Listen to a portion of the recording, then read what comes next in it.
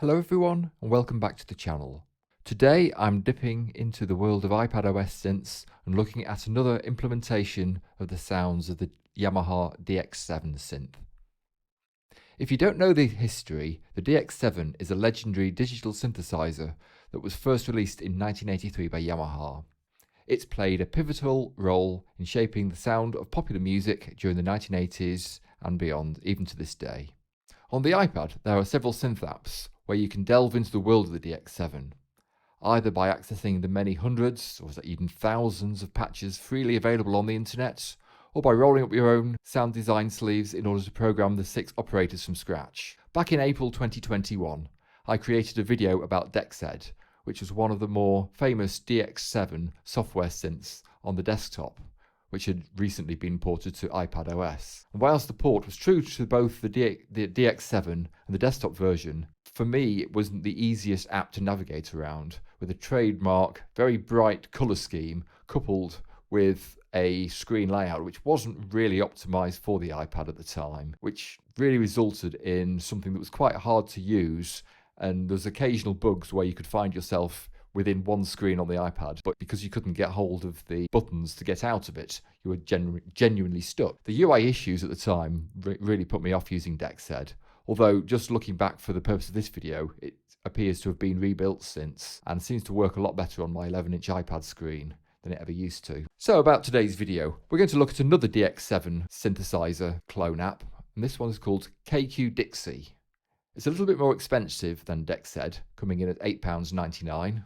But I think it's well worth the cost. Just like DX7, Dixie is an iOS app which emulates the iconic DX7 on the iPad. It faithfully recreates the sounds and the functionality of the DX7 and allows users to access the classic FM synthesis capabilities via the 6 operators. The interface is much cleaner than DX7 and it's much better optimized for the iPad screen, which makes it far more intuitive in my mind. And whilst the colour scheme is far tamer, that's not a bad thing either. And if you don't like the initial colours, there are actually 6 different variations in total which you could choose from. Dixie comes with a collection of presets as standard, but it doesn't come with the plethora of sound banks that DX7 does. However, these are all available online, and it's just a matter of downloading them to your Dixie folder in your iCloud, and they're instantly available. You can even add zip files of the sound banks, and Dixie will read them without you needing to extract them first. So Dixie acts as a standalone app, but also works as an AUV3 module, an inter-app audio module, and will work with the audio bus as well. So all your bases are covered. It also supports multi-out, which can be useful in some circumstances. So just like the DX7, Dixie comes with 32 algorithms, which is essentially how the 6 operators are processing each other. You can select these in the first box on the edit screen, and it gives you a visual description of what each of these looks like. Below this section, you can also set up the LFO and the pitch envelope, which also has its own ADSR curve.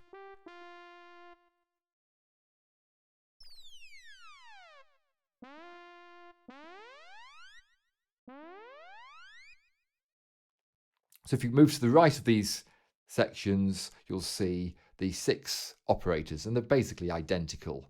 They all come with their own ADSR, and you can manipulate all the different functions via the touch screen.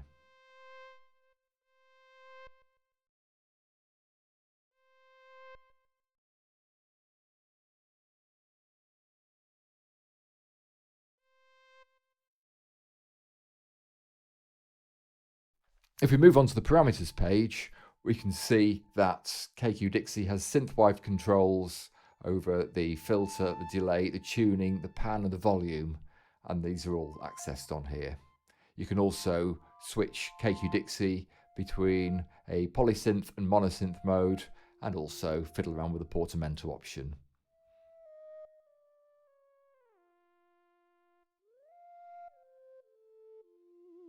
If you're on the parameters page or the edit page, if you also click the CC button, that allows you to MIDI map pretty well everything on the screen to a hardware controller. So that enables you to have the full physical experience of the synthesizer.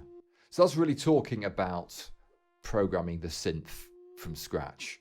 But if you want to go into playing with the presets, we need to look at the cart option. And this is where we're able to load the sounds from either internally within KQ Dixie or from the cartridges that we've downloaded from the internet. And I'll put a link to some of those in the description box below.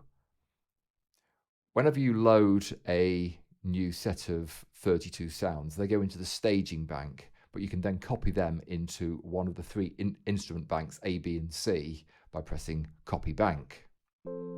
This effectively enables KQ Dixie to have access to 128 sounds from the instrument menu, which is basically the three banks plus the staging bank. What's clever about the fact it can take all these different instruments in is both that you can access them as individual instruments, but also the fact that KQ Dixie is a multi-timbre synth, which basically means it can send out different instrument sounds simultaneously. And it could be that they're going to different MIDI channels, so you could send the instruments to different places, or you can actually stack them all onto one channel, so you'll get a composite sound of multiple DX7 sounds, if that makes sense. So in summary, KQ Dixie is a powerful FM synth based upon the world of the Yamaha DX7. It has options to cover both preset lovers and FM experts alike.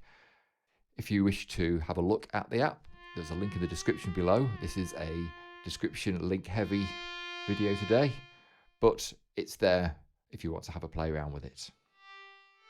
Just for information, I'm looking at doing another video where I look at a further DX7 based app, but one that just works with built-in sounds. Then you can manipulate those sounds with each other. So if you think that's something that you might want to see, hit that subscribe button and the notification bell, and YouTube will alert you when I finally get around to uploading that video. If you have any questions or comments, please drop them in the comments section below. And if you like the video, there's a button to press for that. In any case, thanks for watching and have a great day. Cheers for now.